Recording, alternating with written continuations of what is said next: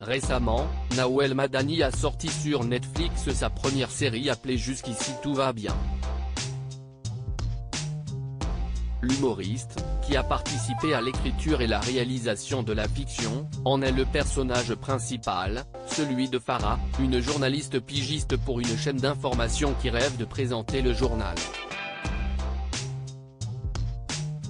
Pour se glisser au mieux dans la peau de son personnage, Nawel Madani a expliqué s'être renseigné sur bon nombre de nos journalistes phares en France.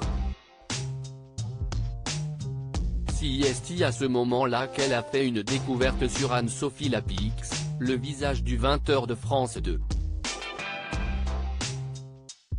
Quand j'ai fait mes recherches, j'ai vu que plein de journalistes se teignaient en blonde pour y arriver et pas seulement les femmes d'origine maghrébine. Si on regarde Anne-Sophie Lapix, en début de carrière, elle était brune, a-t-elle annoncé lors de son passage dans l'émission Quelle époque, samedi soir. De quoi choquer Léa Salamé qui n'y croyait pas tellement. Elle était châtain, a-t-elle alors voulu corriger son invité. Mais Nawel Madani était sûre d'elle, non, si vous avez quelqu'un derrière, vous allez voir, elle était brune Anne-Sophie Lapix. Les débuts d'Anne-Sophie Lapix à 24 ans. Les équipes de Quelle époque n'ont finalement pas mis la main sur une image de la journaliste de 50 ans mais, Pure People. Comme l'a fait.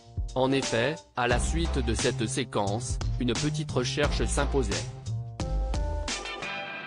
Et sur YouTube, des images parlantes sont disponibles. En 2014, lorsqu'Anne-Sophie Lapix était encore aux commandes de l'émission C'est à vous sur France 5, Pierre Lescure la mettait dans l'embarras en diffusant son tout premier journal télévisé datant de 1996 pour la chaîne TV8 Mont-Blanc.